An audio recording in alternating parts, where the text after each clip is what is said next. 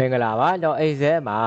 ဒီစင်ကိန်းကနေတွေကို auto pay ပတ်တန်နဲ့ဆွဲချတဲ့အခါမှာကျွန်တော်ဒီလိုမျိုးရိုးရိုးပုံမှန်မသုံးချင်ဘူးဆိုလို့ရှိရင်ဒီလိုမျိုးစာကလေးတွေထဲမှာထည့်ပြီးတော့သုံးလို့ရပါတယ်ဒီပုံစံလေးကတော့ကျွန်တော် formula လေးတွေနဲ့ထည့်ပြီးသုံးတာဖြစ်ပါတယ်အဲ့တော့သုံးရမယ့် formula လေးကိုလည်းကျွန်တော်ဒီမှာသုံးပြပေးသွားမှာဖြစ်ပါတယ်အဲ့တော့ဒီလိုပုံစံလေးစာကလေးထဲမှာဒီနံပါတ်စင်လေးတွေဘယ်လိုဆွဲချရလဲပေါ့နော်ဘယ်လိုပတ်တန် pay ဘယ်လို auto pay ပတ်တန်လေးသုံးရလဲပေါ့နော်အဲ့ဒီနည်းလေးကိုကျွန်တော်ပြောပြပေးသွားမှာဖြစ်ပါတယ်အဲ့တော့အရင်ဆုံးအနေနဲ့ကျွန်တော်ဒီမှာ formula လေးပေါ့နော် formula လေးကရေးမြခြင်း UNI CHA ပါနော်ပြီးရင် green လေးစားကလိုက်ပါပြီးရင် ROW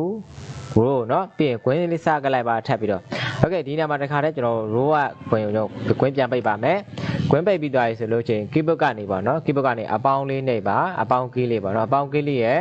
green ကနေအနေနဲ့ number key က9311ဆိုပြပေးလိုက်ပါပြီးရင် green လေးတစ်ချက်ပြပေးပါเนาะဒါဆိုရင်အနာခောက်လိုက်ရင်ဒါရပါပြီเนาะအဲ့တော့ auto pay ပတ်တန်ရဲ့ပုံစံလေးကအောက်ကိုဆွဲမယ်ဆိုရင်เนาะဒါ1နေကြမှာပါเนาะအဲ့လိုမှမဟုတ်ဘဲနဲ့ကြောဒီမှာ control လေးနဲ့ဖိဆွဲမယ်ဆိုလို့ရှိရင်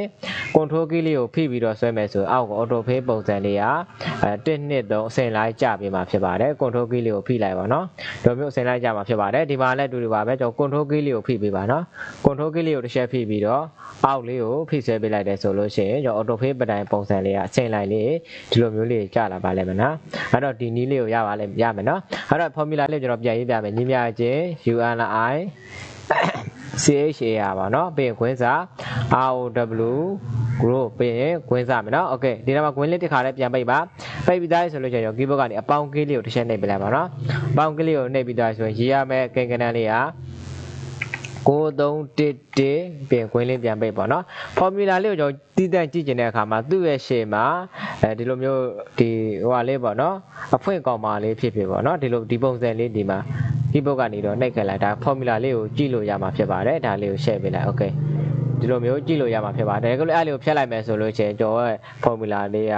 ကြည့်လို့ရမှာမဟုတ်ပါဘူးဒီလိုမျိုးပုံစံတွေ့ရပါလိမ့်မယ်နော်သူ့ရဲ့ရှေ့မှာဒီ